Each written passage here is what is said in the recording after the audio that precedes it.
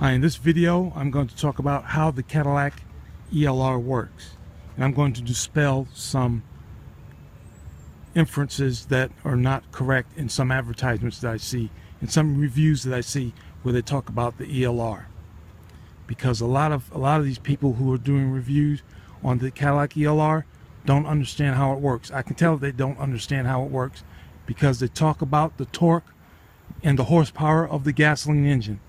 And that doesn't matter in the ELR. I don't care what the torque or horsepower of the engine is, because the engine itself does not drive or jive shaft like conventionally powered automobiles. The ELR is not a conventionally powered automobile. The purpose of the engine in the ELR is it is an electric generator. And like most industrial generators, it is designed to run at one certain speed. It runs at one speed, the speed that the engineers designed it to run at, so that it can generate electricity. Now it doesn't matter if the car is moving or not, because if the engine happens to be if the generator is running, then the engine that turns that generator is always going to be running at the same speed. It doesn't matter what speed the car is moving at, because it is an electric generator. It generates electricity, period. Just like most industrial sized generators, it's designed to run at one certain speed. The generators that generate electricity for your house are exactly the same. They are designed to run at a certain speed to generate electricity. It doesn't matter if it's a nuclear generator or steam powered generator or gas turbine engine or whatever, but it runs at one speed to generate electricity. That's what the generator under this hood does. Now the generator under the hood will kick on after the power supplies that are stored inside the back. Once the computer tells well, first of all, let me back up. The status of the system in the ELR is monitored by the onboard computer.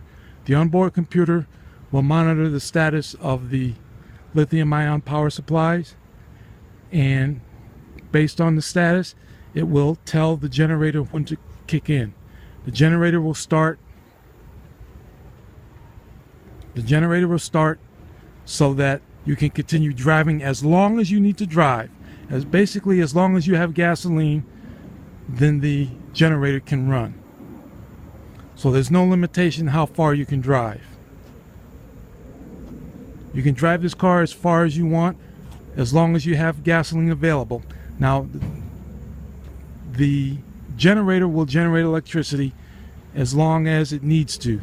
As long as the health of the system is to the point where the generator needs to run, then the generator will continue running.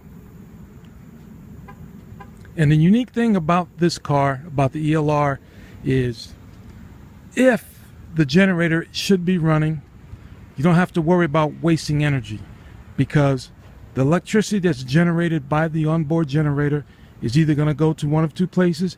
It's either going to go to drive the front wheels, it's either going to go to drive the electric motors, which drive the front wheels, or it's going to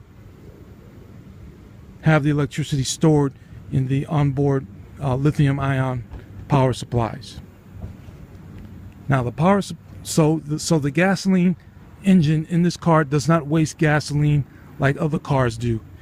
For example, should I be stuck in traffic and my generator happen to be running, I know I'm not wasting gas, because the electricity generated by that engine is going to go somewhere. It's either going to go to drive the front wheels, or it's going to be stored inside of the lithium-ion power supplies in the storage area for the car. So, and if it goes into the storage system to be stored to be used at a later date, then that energy is going to in fact be used at a later time to propel the car. So it's not wasted gasoline like regular automobiles are. The Cadillac ELR is by far one of the most fuel efficient, energy efficient automobiles on the American road today. And I have proof of that. I can show you the miles per gallon readout on my car. Okay, here's the proof I was talking about as far as miles per gallon. The average miles per gallon on my ELR is 80 80.0 miles per gallon. Now that's, I emphasize, that is only average. That is average 80 miles per gallon. I do not use gasoline all of the time.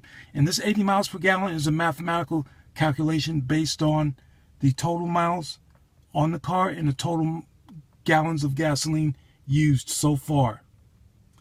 Now, I have a total of 4,798 miles on the car, and this 80 is based on the total gallons of gasoline that I've used. Well, 4,798 divided by the number of gallons of gasoline that I've used so far. Now this is updated continuously, whether I use gasoline or not. So, when I drive this car based strictly on electricity, if I use 0 gasoline, this number is still going to go up, because this number is based on the total number of gallons of gas used and the total number of miles on the car, regardless of how those numbers were achieved, regardless of how those miles were achieved, whether I was using gasoline or not. But it's based on miles divided by gallons of gas. And this continues to go up, continues to climb for me continuously, because when I first got the car, I drove the car from Charlotte to Atlanta 2 times, and then I drove it from Charlotte to Virginia Beach once, Virginia Beach, Virginia, and back. And at one point, my lifetime miles per gallon was in the low 40s.